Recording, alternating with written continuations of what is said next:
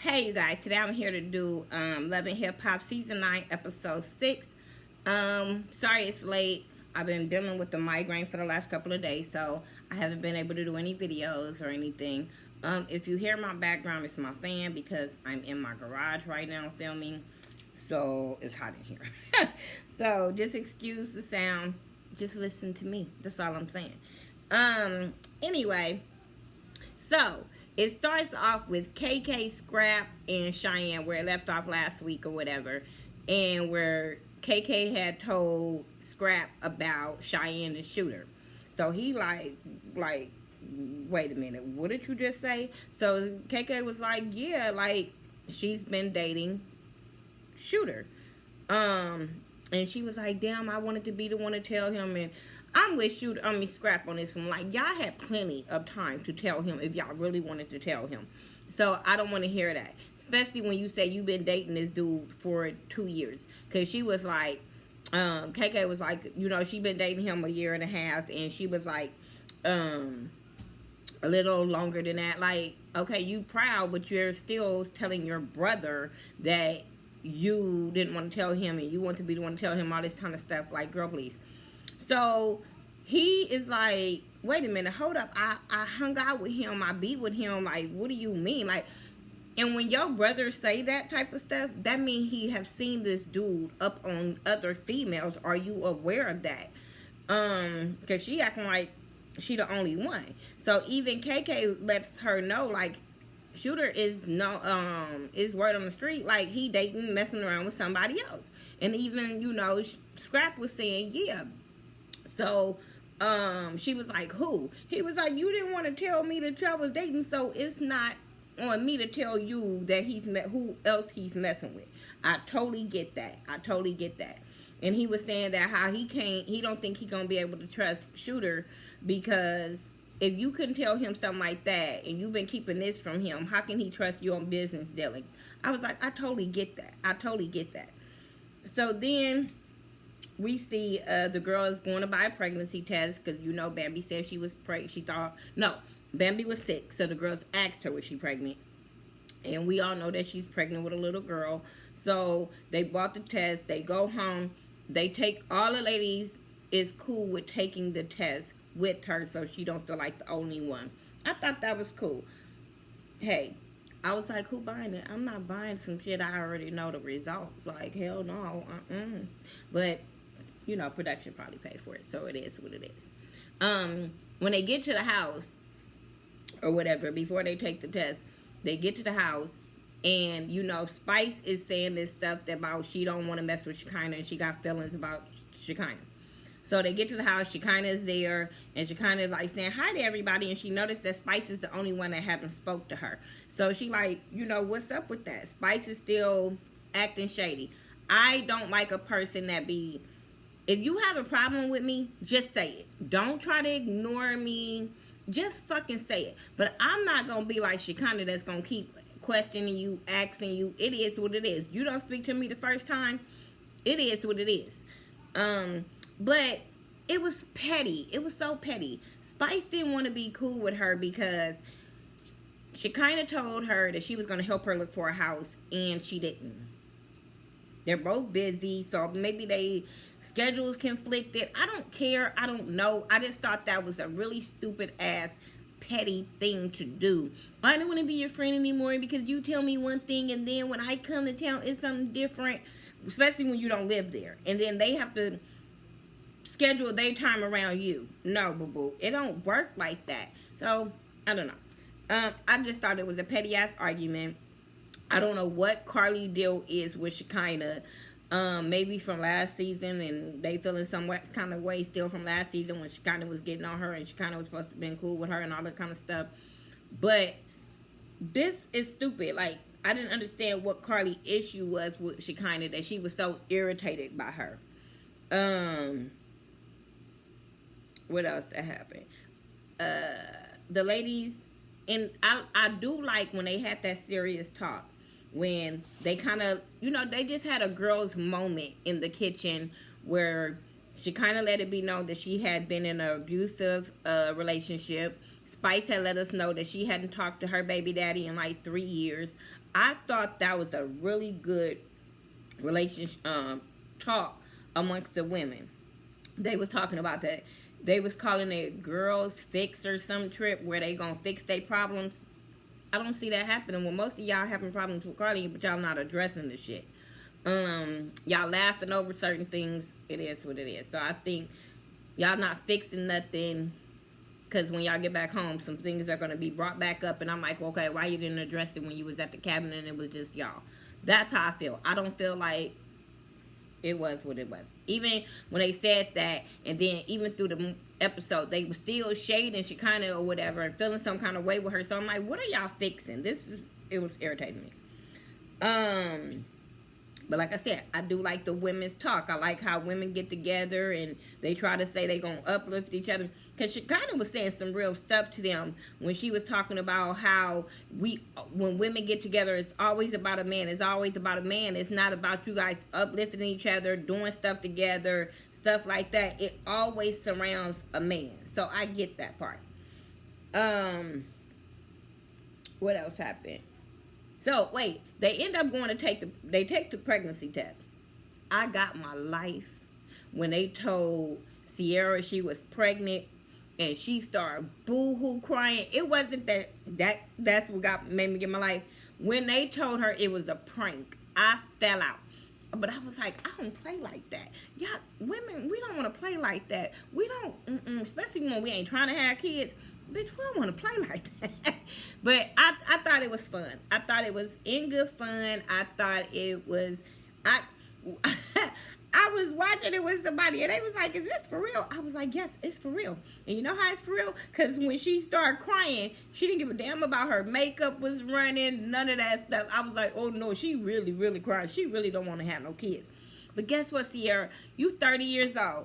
Bitch, if you don't want no kids, stop barebacking with niggas. Like, why are we barebacking at 30 years old and you say you don't want no kids? You know, you learn the consequences when you were in fucking middle school, high school, that if you have sex, if there's a possibility, if you sitting on it, the way Sierra said, oh, I sat on it, then it's a possibility that you can get pregnant, dum-dum.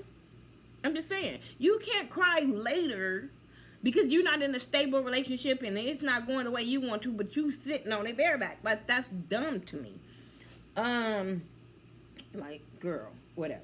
So, anyway, the men go shopping for suits for Jock's wedding. It's Stevie J, it's Shooter, and it's Jock, and it's Scrap, and Scrap Baby at that point. And, you know, they're just talking about the wedding. They're talking about how Kendra is like a bridezilla, and she's just turning. It's a difference once he asked her to marry him. I was like, I saw the difference before you asked her, but it is what it is. Okay. That was so funny when Scrap was in his confessional talking about, I make beautiful kids. Like, he ain't getting them nuts cut off. He like, hell to the So I was laughing at that part. And then they end up talking about Paris and her fight and how Shooter was like, that could have went left because, you know, he lost a son, and stuff like that. They talked about Kurt's son going to jail and the gun charges and stuff like that. And they also talked about Jock having strippers at his party. Jock, you want strippers. You want strippers. You just know if you say, I don't want strippers, and your friends get strippers, then you can blame it on your friends instead of you.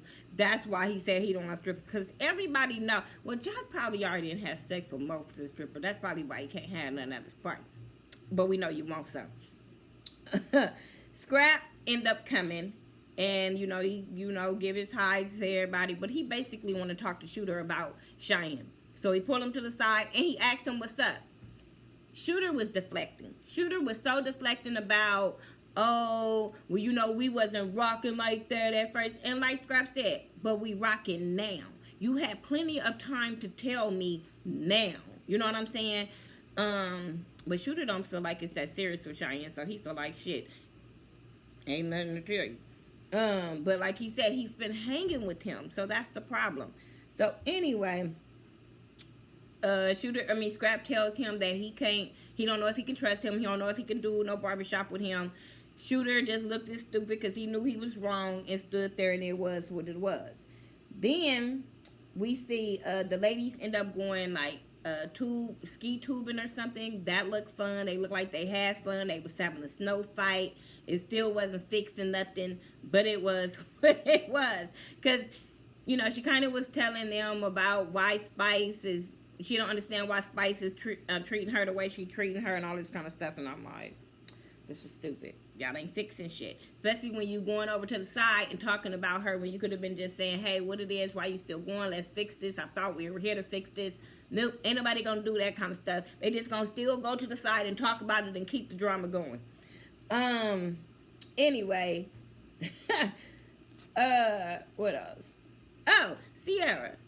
Girl, that boy don't love you. He don't have to tell you he loved you. I don't call my son's father, my oldest son's father, and be like, I love you, and expect for him to say, I love you back. Girl, you were just trying to get him to say that on camera, especially when you got a man. Girl, no, doodle, no. Kiyomi and Shooter is at Shooter's house. She making some spaghetti with ketchup, sugar, and onions. I'm like, you can have it. But you better be frying some chicken with it and not eat just But to each his own. Everybody eat it different, like she said. So that is so true. What else happened? So they talked about her being the head bitch in charge, them having an open relationship, and she know about the open relationship, and they both seeing other people, they cool with it, they know what they doing, that type of stuff. I wasn't mad at that relationship. If you already know what you getting into, he know what he getting into, it is what it is. That's why he love her, because he already know what he getting himself into. He ain't gotta sugarcoat stuff, he ain't gotta lie about it. Hey, it works for them, it works for them. They talked about Paris having to fight at school and what Sierra doing about it and all this kind of stuff. I'm like, Kim, leave that alone, because when she watch it back, she's going to be like, why are you worried about my daughter? Why da-da-da-da? It is what it is. So they end up, he said that it was just sex with him and Cheyenne. He keep saying that it's not that serious with her. She shouldn't have wanted to take a break type stuff. And that's when he met Kiyomi, and him and Kiyomi is rolling, and it is what it is. They sat down and ate the spaghetti. The son didn't want the spaghetti. He was like, hell to the no, my mama not finna see me eating your food on camera. I don't want none. I was like, well, go to your room then. You ain't getting none. That's how I felt about the little boy. Like, okay, all right. I was just like y'all. Like, okay, my feelings don't hurt. Bye. I'm still gonna eat my food. Your daddy gonna still eat his food. If you want to be hungry because you don't know me or you don't like me, it is what it is. So Jock has this game night, and he invites everybody to his game night, like Shooter and Kiyomi. He invited Scrap and Cheyenne. We also got to see Erica, Minna, and Safari. And I was like, ooh, how this gonna work with how this gonna work? Are you I'm just saying, because you know Stevie J had some stuff to say about Erica. So how is that gonna work with Safari and Stevie J and Erica? And I want to see how that playing out. I'm just saying. But anyway, they all was there, and it was crazy because my mama's okay, I ain't gonna say that's my mom just been texting me like nonstop on every little thing that comes on the news. Okay. So anyway, so they all sitting there, they playing game night, they talking, they, you know, shooting shit or whatever. And Scrap and Kiyomi Shooter and Kiyomi walks in. Cause Scrap over there like, Cheyenne, where your man at? I heard he gonna be here. And she like, huh? So when Scrap and Kiyomi walks in, I said, oh shit. Cause they both had on white. I said, oh, if this not telling you that they together and they came together, I don't know what to tell you. Even Safari and Erica was making me laugh so loud, because I was like, I would be like them over there. I promise I would be on the side like them, like, what the fuck? What? So they over there, Kiyomi walks in with him, and Cheyenne instantly got up and wanted to know what the hell, what's this about? And Scrap is like, oh Lord, please don't. Act like you got some sense up in here. But she saw red when she saw them come in looking cute together. I'm just saying, they was looking cute. So she walks up like, what's this? Can I talk to you over here? Shooter wasn't trying to give her the time of day. He basically was letting her know in the face, like, I'm with her. She over there said, well, she was in at my brother's house. I said, what? She even spoke to Scrap, and I was sitting there like, oh, you speaking to Scrap? Well, when she spoke to Scrap, I didn't think nothing of it. But when Cheyenne said, I seen her at my brother's house, I said, well, they got an open relationship, so he can't get mad. But I was like, ooh, Kiyomi, if you did mess with Scrap, you should have told him that. You should have told Shooter that when you was cooking that spaghetti for him. Don't let him find out this way. That ain't cool. But yeah, they started going at it. She was like, let me speak to him. She was like, you could talk to us, we, and all this shit. And she was like, we who? She was like, we, us. Over here, we do everything together. Whoo, Cheyenne got mad. She tried to snatch her. Next thing you know, she took off her shoe, tried to hit her. We don't know if she connected because it went off. But I'm here to see it. I'm here to see it. But I'm like, why are we fighting as women? Even Kiyomi was like, girl, you too cute for all this. Like, what's wrong with you? I don't know if she's too cute for all that. But hey, it is what it is. But I was sitting there like, when are we going to turn around, Cheyenne, and talk to a Shooter? Because, well, Kiyomi can't get mad because she already knew the deal. Because she was like, girl, I heard a lot about you. I said, ooh, a woman don't want to hear that when she don't know about you. Especially when you know she don't know about you. For you to tell her, oh, girl, I was like, oh, this shit about to go down. And I'm so here for it. And I'll be here for next week and watch it. And I will be here to review it and tell y'all how I felt about it. Anyway, that's my review for Love and Hip Hop Season 9, Episode 6. I will be back with more videos. So I'm just trying to fix my garage up where I can set up, where I can start doing them out here than doing them in the house and then everybody walking past doing stuff. So I'm going to start back. Y'all going to see this is my background. I'm going to put my little banner up and this going to be my background. But I got to start cooling this off because it's hot in here. Anyway, I'll talk to y'all in the next video. Make sure you're checking out Scotty from This Is Still Standing, Spill It Boy, Ashley Miller, Bondi Blue, Jamar 84, New Orleans Leo, Forest Rocks, just Scorpion Show. Y'all know they're my babies.